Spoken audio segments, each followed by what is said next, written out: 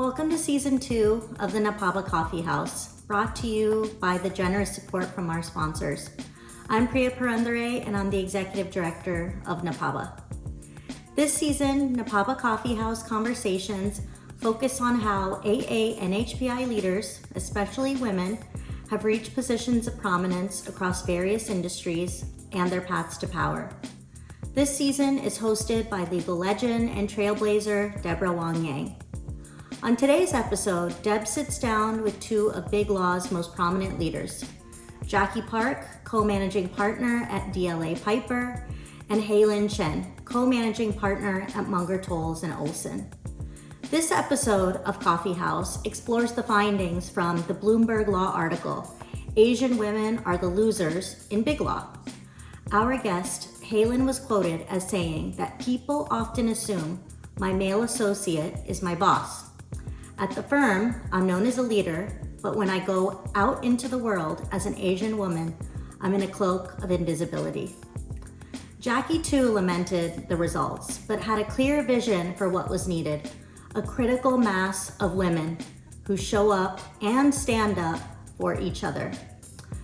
This episode, you will hear tons of practical advice on business development, professional growth, but most importantly, the personal fortitude and confidence from three women who have climbed to the highest pinnacles of the industry.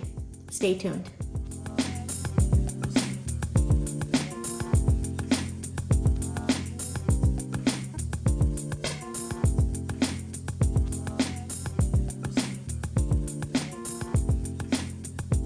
So welcome to Jackie Park and Hailyn Chen. I want to thank both of you. Both of them are partners at large, prestigious law firms. We'll get into that in just a second. But both of them also happen to be personal friends. So I really am looking forward to this. It's something that I've wanted to do for some time. And I can't wait to share you both with all of the folks who are listening to us today. As you both know, we're here as part of a whole season of NAPABA's Coffee House podcast. It's a podcast that's devoted to exploring what we call paths to power, and especially examining what it means to forge that path as an Asian American woman. We're all longtime friends. We've all had conversations about what that path has been like at different points and how to move forward. You guys have been helpful for me. I hope that I've been helpful for you. And I'm really, really excited about having you guys here today because I know that in my conversations with you in the past, both of you are insightful, both of you are thoughtful, both of you think about yourselves, but also the broader scape of people that you work with. And so I'm really looking forward to today's conversation because both of you have risen to the top of your law firms. And I know how competitive a process that is. And I know the kind of responsibilities that come with it. And you're now sort of titans in the legal industry. And I also know that you're both mothers. And so that you've juggled a lot of things as you've been on that path. And you've really had to sort of do things within your own practice that you've had to change or alter or tweak along the way. And those are some of the things that, that journey is something that I want you to share with our listeners. We may talk about lessons learned or observations that you have, maybe a little bit of insight on yourself, because I think people really want to understand who you are so that they can understand sort of like what that journey has been. And we're going to touch on business development, the ever so famous BD, because that's something that is so prescient or so present in our everyday, conversation now. So let me turn to that. And before we start, we've got Jackie Park from DLA Piper, and we have Hailyn Chen from Munger, Olson. So let me just turn to Jackie for a second. And maybe, Jackie, you can tell us what your position is at DLA Piper, tell us how long you've had it. And then I want you to step back and talk a little bit about your background. I actually did some reading on you before we had this call, which was, for somebody who's known you for so long was really quite interesting because I was like, oh, I've never asked her that question. I should have on one of our many walks. But you call yourself an only, which is a term I actually love. And that's being a Korean American who grew up and was raised in Alabama. I don't think there's very many of those, except for the ones that are your siblings. So I wanted to turn it over to you and maybe, give our, our viewers and our listeners a chance to understand sort of who you are and what position you hold now. Great. Thanks, Deb. And thanks for inviting me to this podcast. So for those of you who don't know, Deb and I have known each other for a number of years. And she actually introduced me to my husband many decades ago. So we go a long way back. So like she said, I'm Jackie Park. I'm a DLA Piper. I am currently the co-US managing partner, which means that Rick Chesley, who sits in Chicago, and myself, who sit in LA, we are responsible for running the US portion of the firm of DLA Piper. This is my 4th year in this role. And I think that with so many aspects of everyone's journeys, as you go through different iterations, different titles, different positions in your life, when I first took on this role, I was absolutely terrified. But I think that when you hear my story, you will kind of see a consistent path and a trajectory of what I've done in each path. So as Deborah said, I think that in order to really understand my career choices, I moved to the US when I was 6 years old, from Seoul, Korea to a very small rural town in the state of Alabama. My parents came to the US after the Korean War for my father to advance his education. Again, they wanted to build a better life for our family. And that story continues to be played out today, right? And so they left us with my grandparents in Seoul. Again, not an uncommon practice at the time. And after 5 years, my father was able to get his degree. Now we've been separated this whole time. And so what he wanted to do was to reunite the family and wanted to show us what America was all about. So with his green card, the only job he could get those days was working for the government, the Tennessee Valley Authority, the TVA, located in a tiny little town called Muscle Shoals, Alabama. So think of what is going on in the Deep South in the mid to late 60s, right? You've got the civil rights movement, you have the desegregation of the schools, like there's a ton of mistrust between the races. And imagine a little Korean family just being plopped in the middle of all that. We were the first and only Asians, again, probably the only that the locals had ever seen. And everywhere we went, people stared, they pointed, and so again, if you think about the fact that we're not white, we're not Black, which essentially meant that we didn't fit in anywhere. And in trying to acclimate to that situation, you have to start developing a certain skill set. Of course, back in those days, I didn't call it skill set. I just tried to survive what I was dealing with. So I developed a really tough exterior skin, which all of us had to do in order for us to deal with all the racial issues that we were facing. And again, as you can tell, I'm fairly outgoing. And so I really leveraged all of my social and EQ skill set to try to figure out how to fit in, to try to figure out my place within this bizarre world called the Deep South. But I also worked harder than everyone else to prove that I had to have something, right? I wasn't going to be the cheerleader. I wasn't going to be this. And so what I decided to do was I was going to be the smartest kid in school. And so I worked harder than anyone else. And I think that for me, grit is one of the things that has really been one of the touchstones for my development. I joined Big Law in Chicago. And again, after law school. And when I joined, I was informed that I was their very first Asian American associate, which to me was incredibly stunning because this was the mid 80s. And it was like being back in Alabama all over again. And like from my standpoint, when you are the only, right? When you are you're the only one or only one of a few, there is an immense amount of pressure to not only perform, but to be perfect because you're representing all the others. The pressure comes in a lot of different forms, like you have to work harder, you have to work better, you have to work faster than your peers, not just to really survive. And so one of the things that I do feel is very important in my role is that by seeing a diverse female in a firm leadership position. Instead of people feeling like they have to try to be perfect and try to fit in, because trust me, it's exhausting. Been there and done that, as has Deb and as has Hailyn. It is exhausting. It really should be more of an even playing field, right? So that everyone, each individual can focus on themselves, developing their own practice rather than feeling that really heavy weight. And so when I was a young associate, I knew that I could stay in my little cocoon that I had created, but I knew that in order for me to really thrive, I needed to build bridges. I needed to reach out, ask for help, right? I mean, I remember just sitting in my office, just freaking out about assignment.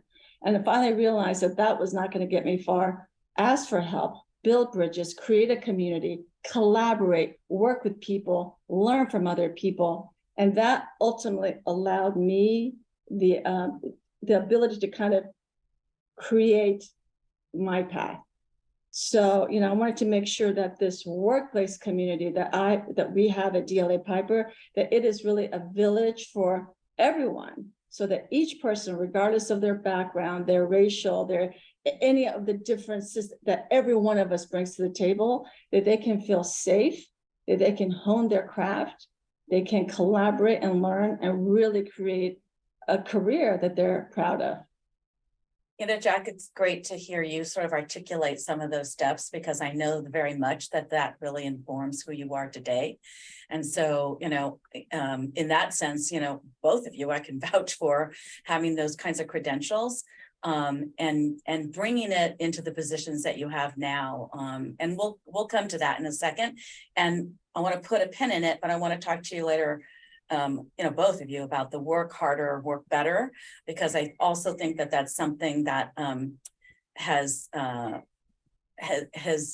exhausted a lot of people. And so I think there's, there may be a better, a different kind of way, but I want to talk about that because, that's something that's deeply embedded in a lot of, in particular Asian women. That I see. So, okay, let me switch for a second. Hailyn, thank you so much. I know you're not from rural Alabama, but your journey is also one that is very unique. And I know that that how you grew up and sort of the values that you were exposed to as you grew up, and that your parents taught to you, were really instrumental in sort of building out your character. But before I get too ahead of myself, let me turn it to you. And the same thing. Nobody really knows who you are. Tell us a little bit about your background and where you came from, because, and I know that sounds kind of hokey, but I have to say, on this one, I get to be half listener. And it really is important, because I think as you listen, you're trying to digest, how did that person get there? What was their journey? What are the pieces of that I can relate to? What are the things that sound familiar? And it may not be the exact circumstances, but it may be things that confronted you or your journey or whatever. And I think, my goal in doing this podcast is really, how many conversations do each of you have in mentoring different people? I really wanted to try to expand that reach so that, so that we can help more people in a broader way. So with that, Hailyn, let me turn that over to you so you can tell everybody a little bit about yourself. Sure. Thanks so much, Deb. I'm really excited to be here. I am the co-managing partner of Munger, Tolles & Olson. We have three offices in DC, San Francisco, and LA, and I'm also in my fourth year of serving in this role. My story is a little different from Jackie's in that I was not the only. I grew up in South Pasadena, a suburb outside of Los Angeles. My parents immigrated from Taiwan in the late 1960s to attend graduate school. And today the San Gabriel Valley is just full of Asians. So many Korean Americans, Chinese Americans. When I was growing up, there weren't as many. And I have seen the change over time because my two daughters actually attended the same public school that I did for elementary school. And so I got to see firsthand the change in demographics. There are quite a lot of Asians now. There weren't as many at the time, but I certainly was not the only one. I grew up speaking Chinese at home. My grandparents lived with us. Culturally, we were very Chinese. I was always the kid with, when kids came over to my house, my grandmother was brewing some Chinese herbs on the stove and it smelled horrible. And my friends would be like, oh my God, what is that? So I think that it developed a sense in me of being very adept at switching between two different cultures, and that code switching and being very observant of a different culture was to me something that has continued to serve me well in being a keen observer of different worlds and cultures. You know, all of our clients in the different industries that they work in have different work cultures and different values, and being a keen observer of that, I think, has served me really well. I was the first lawyer in my family. I think to this day, my parents don't really understand what I do. I remember when I told them I made partner, they were like, "Oh, that's great," and didn't really think it was that big of a deal. And when I finally explained to them, you know, my father has worked in academia for a while, explained to them that it was sort of like getting tenure. Then it was like, "Oh, okay, so they can't just fire you at will," was their response. And so I think culturally, you know, my family was really one that was, you know, the stereotypical Asian, you grow up to be a doctor, engineer, scientist, those are your only job options. And to be a lawyer and somebody who is engaged in a lot of public speaking, arguing in court, that just seemed to my parents and in the culture that I grew up in something that was unattainable as a first generation Asian American. And, you know, Hailyn, some of those experiences that you talk, you know, sort of that flipping in and out of, like, you know, code, so to speak. I mean, do you think that some of those things were formative to sort of who you are now, or were there other things that from your childhood experiences that really helped you later, like in ways that you couldn't imagine when you were your younger self, right? But, you know, we get confronted, like, I'm sure at the time that you guys all went to law school that you never thought that you were going to be running your law firms. You're just focused on trying to get a job at one of these law firms, right? And so to the extent that you find yourself in it now, it's a compendium of a lot of different experiences. But I actually think that some of those deep character traits really start to develop, you know, early through other kinds of experiences. So I'm just wondering if there's things about, you know, about your childhood or your early years that you actually think ultimately manifested to be something that were, you know, that was helpful for you. You know? Absolutely. Yeah, I mean, and things that Jackie talked about really resonated with me. The feeling of walking into a room, you know, in these big law firm spaces. I know, Deb, this happens to you, and Jackie, it happens to you. You sometimes walk into these big law firm spaces and you are the only woman of color. You are the only Asian woman. It is a room full of white men. And so the experience of growing up as different from all the kids on the playground and having to navigate that and sitting with the discomfort of it, being used to feeling like, okay, it is not going to feel comfortable, but I am going to find a way to make connections, as Jackie says. I'm going to find a way to build bridges. And the experience of having had to do that as a kid, I think continues to serve me, and I'm sure serves you, Jackie, well in our current roles, because we so often find ourselves the only one.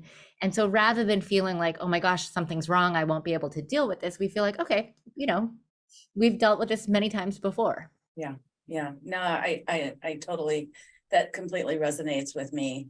You know, so I want to talk to you about this article that I think caught a lot of attention from Asian American women, and not because I'm necessarily, you know, agreeing to it. I don't have an opinion on it per se, but I think it tees up a question that's quite relevant, especially these days in big law, so to speak, right? But Hailyn Chen last year wrote an article. Hailyn, you were featured in that, or she interviewed you as part of that. And it went on to talk about how Asian American women were actually the losers in big law. And that when you looked at sort of everything that was happening with, you know, an increase in women and increase in diversity and the DEI movement and all that sort of stuff, and business becoming, and the import of becoming a business generator, right? Her study found that white women receive more business than diverse outside counsel.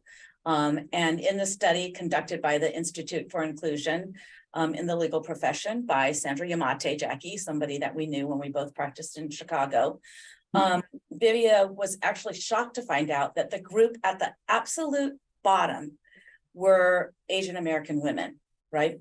And I just want to talk to you about that for a second, because, you know, these days it's my sense that, you know, the ability to get business, the ability to keep business, the ability to keep businesses happy is so, so important in the practice of law. And as law becomes much more competitive, even more so.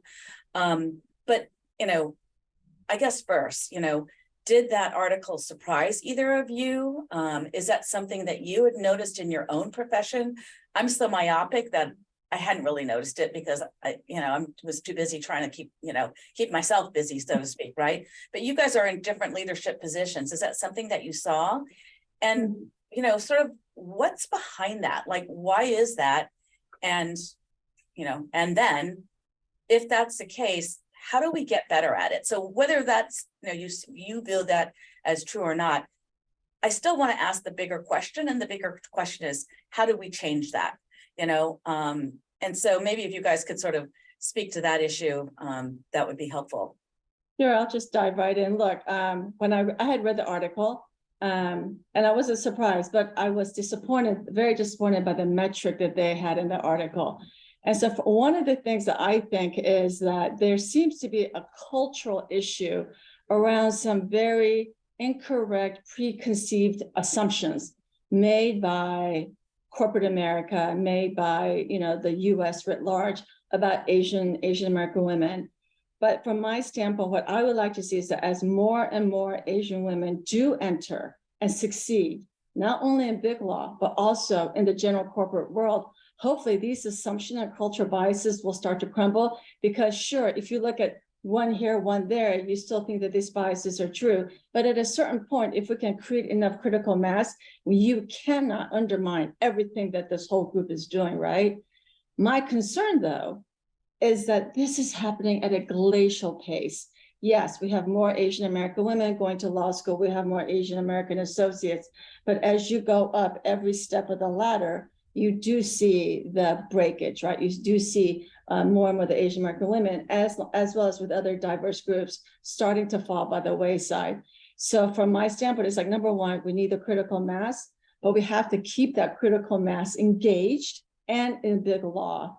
And then it is incumbent for each one of us who have been able to be successful. And this is one of the things that I love about the podcast and what you said at the beginning, Deb, about, yes, I talk to a lot of Asian women, but it is a small group compared to what you're trying to do in reaching a much larger audience.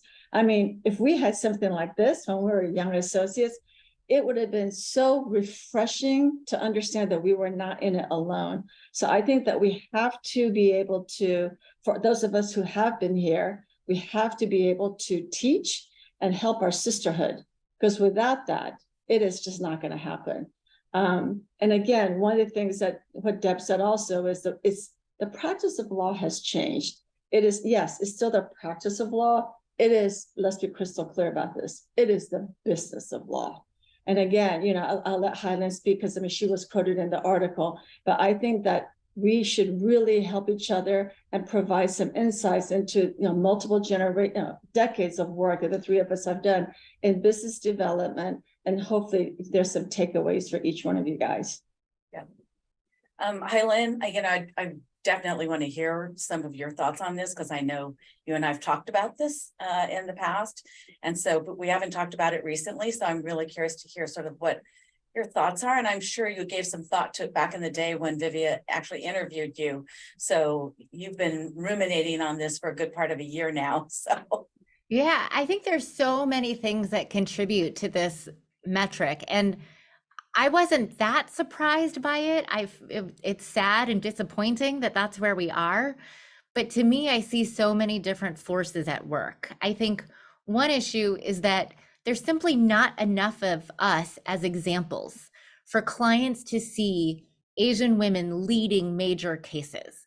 They still see in their mind's eye when they've got a big crisis or they've got a big case they need to hire a lawyer for, they pick a white male lawyer out of central casting. That's who's going to lead the charge. That's who's going to help them with this really tough issue that requires tough negotiation, strategic thinking, boldness, aggressiveness. I mean, lots of different traits that get ascribed to white men who are simply assumed to belong and be competent in that role. In many ways, the stereotype of the Asian woman plays against that, right? We're supposed to be demure and quiet and not aggressive and passive, all of these things that don't lend themselves well to, hiring a leader to lead a major case. So we have to fight against those stereotypical views of us. I think that's a big thing, is just people just not used to seeing Asian women in those roles. I think that sometimes for Asian women, I think this has been true for me personally. I guess I can't speak for everybody, but for me, I'm a natural introvert and have naturally been, my natural state is to be very quiet and observe. And I have had to force myself to really put my expertise out there and to recognize that to prove my competence and to prove my expertise, I've got to speak up.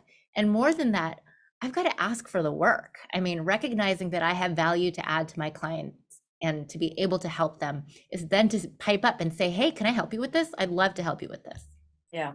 Hailyn, that so resonates for me because I'm exactly the same way. And I was also raised that way as a traditional Chinese girl, to not speak unless I was spoken to and to never try to take on a contrarian opinion, because that was really rude and disrespectful, right? And so that is so ingrained in me that even today, before I go into a meeting, I have to center myself and to actually kind of summon my nerve, because I have to still, even at this stage, I have to sort of overcome my natural instinct, which is to be quiet. So for those of you who are listening, it's not something that, if you're lucky, it will go away. And if you're not, you're just going to have to learn to live with it and how to overcome that and just work that into your routine, because it's truly something that, I love my culture, but there's many, many, many, many pros and there's a few cons. And that's, in the world in which I live and the practice that we all live, and that's sort of one of the cons that we have. So, one of the things that I hear from a lot of younger people now is, how do you actually go about business development? That's not something, that they teach in law school. And you're right. I think we can all stipulate that those are the demands that are needed, as Jackie said, right? But how do you actually do that? And because part of it is your own personality and overcoming that, but part of it is also the mechanism of it. Part of it is, how do you find those kinds of contacts? There's so many different things that are part of it that honestly are not part of our training in law school. And so I find many young people come out into the workforce and just have absolutely no idea. I mean, what would you tell, younger folks and how to go about developing business skills, or what you think, approaches or things that might work, so that they, on a practical level, if they want to do that, can actually start to think about that. So I know that was a really complex question that we could talk about for 2 hours, but Hailyn, I'll let you make the first stab at that. Okay. So sometimes it can feel so daunting, this idea of business development. And so I like to try to give, especially young people, 1 or 2 concrete things that you can do.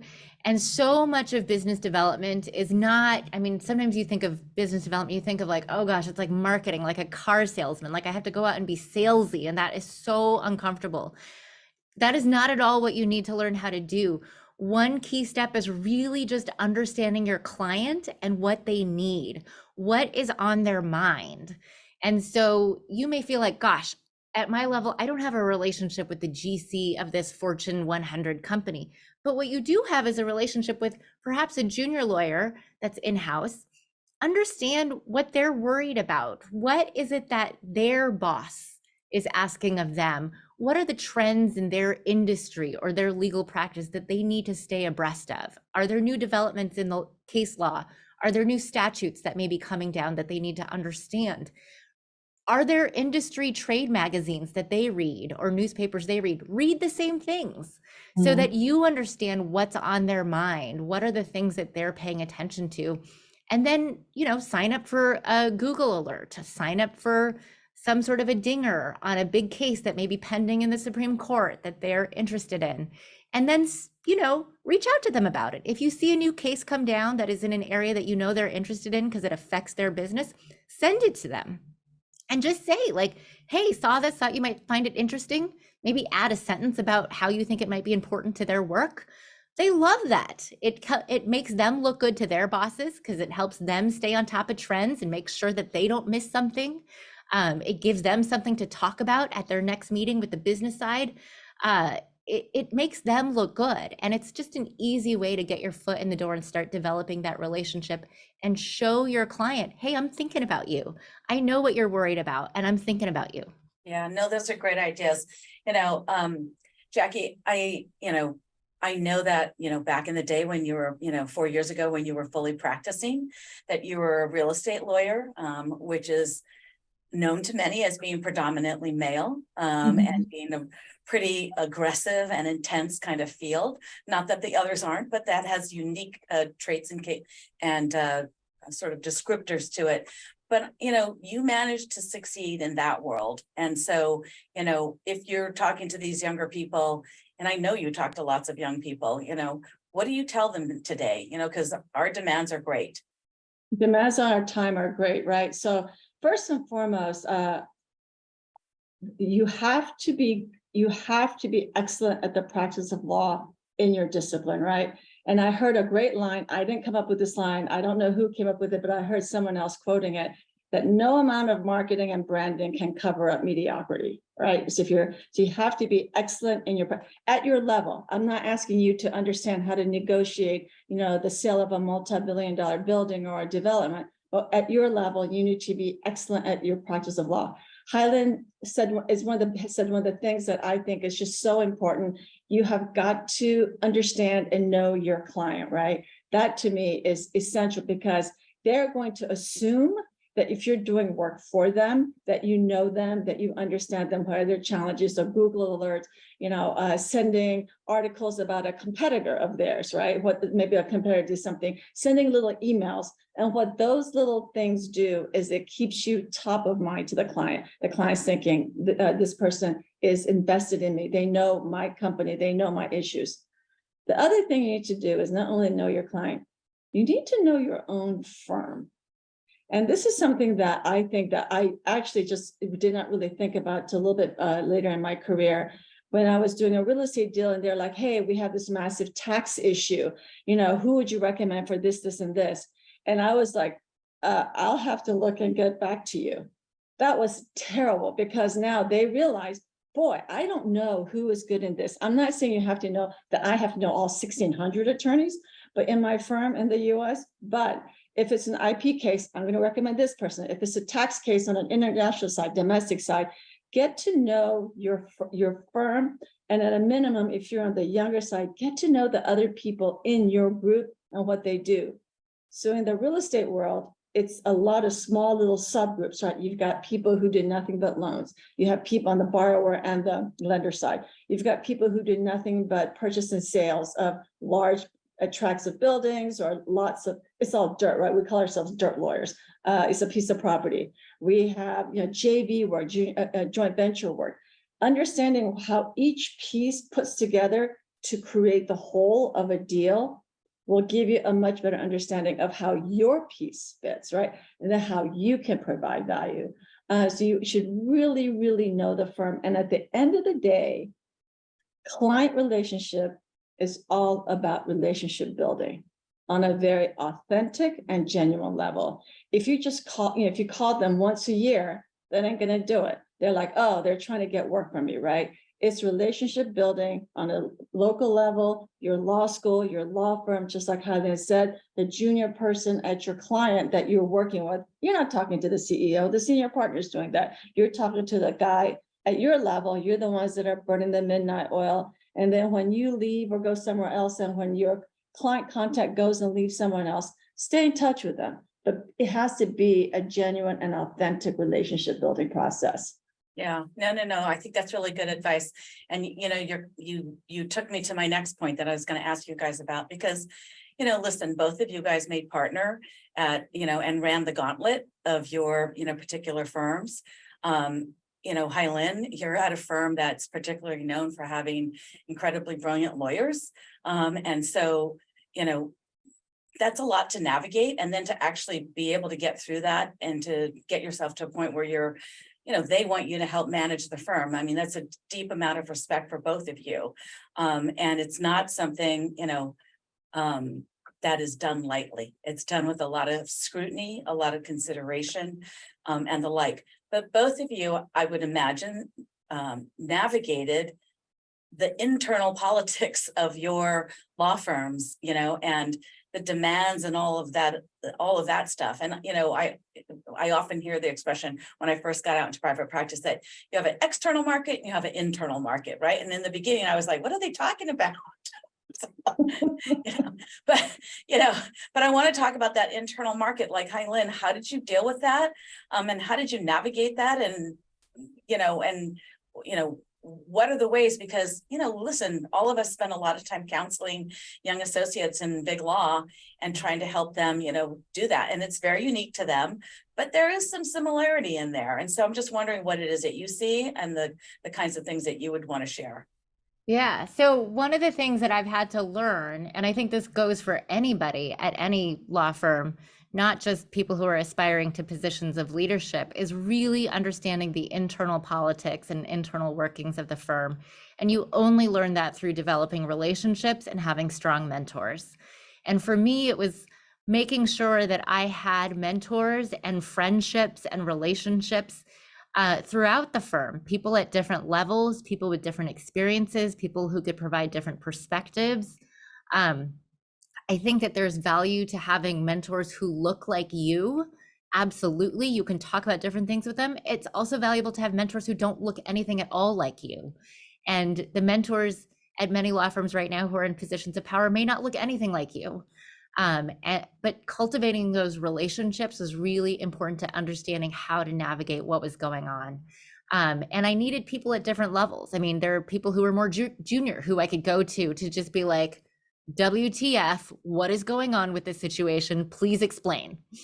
And they could provide a perspective that was different from, say, a more senior person who I might not necessarily be as candid with, but I would get a different perspective from that person. And so I think cultivating relationships was very important. And part of advancing at a law firm, I think, is recognizing that just as important as the work that you are doing on your desk and drafting a beautiful brief or agreement is also developing those relationships.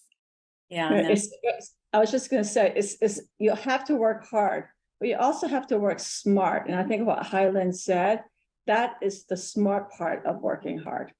Yeah. And Jack, I want to get back to something that you said at the opening, right? You were talking about, in the beginning, it was like work harder, work better, right? Be the best or whatever.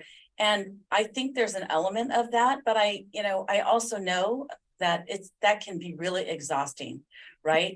And so I think it is, and we can't do everything and we can't always be the best. And so, I want to talk to you both a little bit about the work smarter thing, right? Because I think that it invites other kinds of skills, balancing, priorities in some ways, focuses that we may not have had when we were younger. So maybe Jackie, you can address that. Look, work smarter. Look, at a certain point, there's only a certain number of hours in the day. And so like when you were young, right, you're just burning the midnight oil, you're getting your hours and you're getting your feet wet. That is a time when you're working hard. And obviously, big law, like I said before, it's the business of law. And that is the minimum entry, right? It's just working really hard. Once you get to be a mid-level senior associate, even as a young partner, then you have to start learning how to work smarter. And one element is that, again, a little bit back to business development, because once you can do the business development and get your own clients, you then have a little bit more autonomy. You're not beholden from other people to give you work. You are now generating your own work. And so even though at the end of the day, you may be exhausted and say, geez, I don't really want to go out for drinks. I don't really want to do that. I don't want to really write the article. I don't want to be on a panel with so-and-so, right? Those are things that is smart working, because that is going to to your benefit in terms of your ability to get clients, which then means that you then have more autonomy and control over your schedule. Always understanding, though, that as a service industry, we are always, beholden to our clients. But once you can get your own client base and work smarter, it's a little bit better to control than you just being on the receiving end of other people giving you their work. So for me, working smarter, and so like as an example, when I go to conferences, I don't go to a conference unless I'm speaking.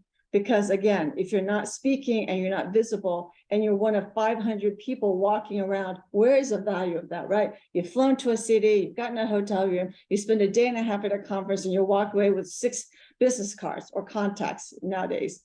What did you really do? So you have to have a strategic plan when you're going to those events. So again, a little bit of preparation for anything that you do will bode well on the back end. Yeah, Hailyn? So I think a couple of things to add to what Jackie said, which I totally agree with all of that. I think working smarter includes refining that voice that is your inner critic and not letting too much energy be sucked up with sort of revisiting small mistakes or things that don't matter. I mean, especially as you ascend up in your law firm, there's going to be things that don't go right. You're going to have a bad day in court, or the judge is going to be cranky, or whatever it is. And there's going to be times when you make mistakes, or you're like, oh gosh, I really shouldn't have said that, or maybe I should have phrased it differently, or I should have talked to this person before I, talked to this person. Whatever it is, I think refining that inner critic, which I know we all have, and for many of us, maybe our inner critic is like our mother voice in our head. For me, for a while growing up, it was like Jackie said, it was like I represented all of Chinese Americans in all of America, and any failure would reflect poorly on Chinese people. And so we put a lot of pressure on ourselves, but it's learning not to have that take up too much energy and learning to focus on what really matters. There's always going to be stuff that goes wrong. And we can spend so much emotional energy and time reflecting on some of the minor stuff, and being able to let that roll off your back, I think is part of working smarter. And then for me, I've also learned that just like athletes need to focus not just on the weightlifting and the cardio conditioning, they also need to focus on rest and sleep, because that makes them a better, faster athlete. I have also come to learn that I really need to focus on what recharges me and make sure that I do it, and not let myself feel like, oh, just because I'm taking that time, it means like I'm lazy or I'm wasting time. It is actually part of my performing at my highest level. Somebody said to me once that we're not an endless well. And I remember when I was young, I was like, of course we're an endless well. Yeah. I have so much energy. And then at some point in my mid-career, I was like, wait a minute, I think I know what they're talking about. I'm not an endless well. I really have to sort of measure what I'm going to give out of the well, and whether or not, to Jackie's point, be thoughtful about it and see whether or not that's really something that is a worthwhile investment for me. Okay, so let me back up for a second, because we're getting towards the end here. But, both of you now are in high pressure situations where you've got to make big decisions about business, decisions about the law, decisions about how to, grow, shrink, change, tweak your various law firms, right? And all of the other legal, legal issues that sort of unfold from that, right? And so I want to know, when you're making those hard decisions, and when you're trying to find that inspiration, or you're trying to switch gears out of your normal practicing law self, where do you go and how do you find that? Because both of you clearly have it, but I suspect I might know where some of you get it, but I want to ask it outright. So Jack, maybe you can help us with that from your perspective. Well, geez. I think that if you listening to Hailyn's story, and then, I'm sure that most of you guys know Deb's story, my story now, I think that our background and our family background has lent a lot to who we are. But sometimes it's challenging your own family, right? And challenging your own culture that will give you sometimes the most strength from which you can dwell upon, which you can use as a resource. So, for me, obviously my family we were isolated because of that, my family really clung to our traditional values, right? They really, really wanted us. My parents had a certain idea of what we were supposed to do. So obviously my parents wanted us to get the best education we could, but for the girls, not too much, right? Just enough. Because in the Korean tradition, as in many other traditions and cultures, women were the homemakers. But we were also sitting in the deep South, where the Southern ethos also situates the women in the homemaker role. So I've got a double whammy. I've got my two cultures telling me what I can and can't do. And I think that when I then broke with that and told my parents I wanted to go to law school, They were absolutely against it, not because they didn't think I could do it. They just thought it was just too much education. Their rationale was that I would never find anyone who wanted to marry me if I went to law school. Clearly not the case. But going against my parents' wishes to go to law school was hard, because obviously I respected them for everything they had sacrificed and done. But for me, in really allowing us, the kids in my family, to kind of show my parents that they had succeeded, that we were living the American dream, meant kind of going against our traditional values and cultures, right? So again, I wanted to go to law school because I felt that that was the best career trajectory for myself, given my skill set, or the lack thereof, in other arenas like medicine or engineering, which I could not do.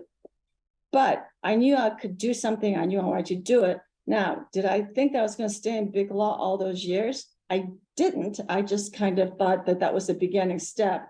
But I did envision a career path and a life where I could really build upon my parents' dream.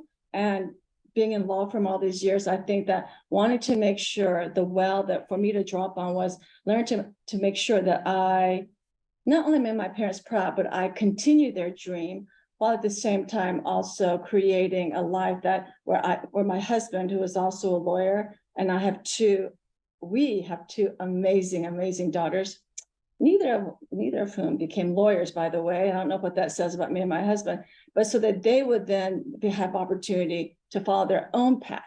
So for me, that well is my family, but not just what they wanted, but me challenging my family and my culture, and then creating my own path. No, I totally get that. Hailyn? So I feel like for me, it's a combination of my colleagues who I trust and respect, and who I try to keep an open mind to various views, because sometimes we disagree. But then also trusting in my own judgment and spending time reflecting. So one of the things that I have stayed committed to throughout my career is I love to go running. I love to be outdoors. That is my time when I'm really ruminating and reflecting on things. I don't listen to music when I go out running. I'm actually just alone with my own thoughts. And I'll use that time to think about my own career. I'll use that time to think about the firm, about big decisions, and just use it for some reason, like the rhythm of running and being able to think at the same time often creates these insights for me where I'm like, okay, like I feel more settled, and I feel like I've worked it through in my head. I think now that I've been in this leadership position, it's also getting more comfortable with the fact that people are not going to be happy in many instances with decisions that get made. And that doesn't necessarily mean that it's wrong. With any big decision that gets made, or any big choice that you make, there's going to always be somebody who's upset by it. And to me, I think that was also pushing against the cultural upbringing of it's the woman's role to make everything nice, to make sure everything's smoothed over, everybody's getting along, you have to be nice. And to take on the role of like, look, I'm going to make this decision because that's what's right for the firm. That's what's right for the future. It's okay that you're not happy about it. And that has been a learning process, and one that I've gotten much more comfortable with, and also just more comfortable and confident in my own judgment. Yeah. Well, listen, we're coming to the end of it today. I really want to thank both of you. Before we stop, I want to let the listeners know the one thing I didn't ask about, but I want the world to know is that both of you are working mothers, and both of you have daughters. And so, you know, the examples that you're setting, the paths that you're opening and creating may not directly benefit your daughters, but they're going to ultimately benefit them and people just like them. So thank you for that. And then the last thing I just wanted to say to you guys is that, listen, I look at the two of you both as I look at sort of AI right now. It's sort of like all the fingerprints that go into it are actually going to affect everything that comes out of it. And so it is fantastic that both of you guys are in the positions that you are. Put your fingerprints all over as many possible things as you can while you guys are, you know, having your run in management and big law, because I know that all of that will then just turn into positive things for everybody, you know, as we move forward. So thank you both for joining me today. I so look forward to this, and I can't wait to see you personally so we can catch up in a less formal way. Thanks, guys. Thank you. Thank you, Deb.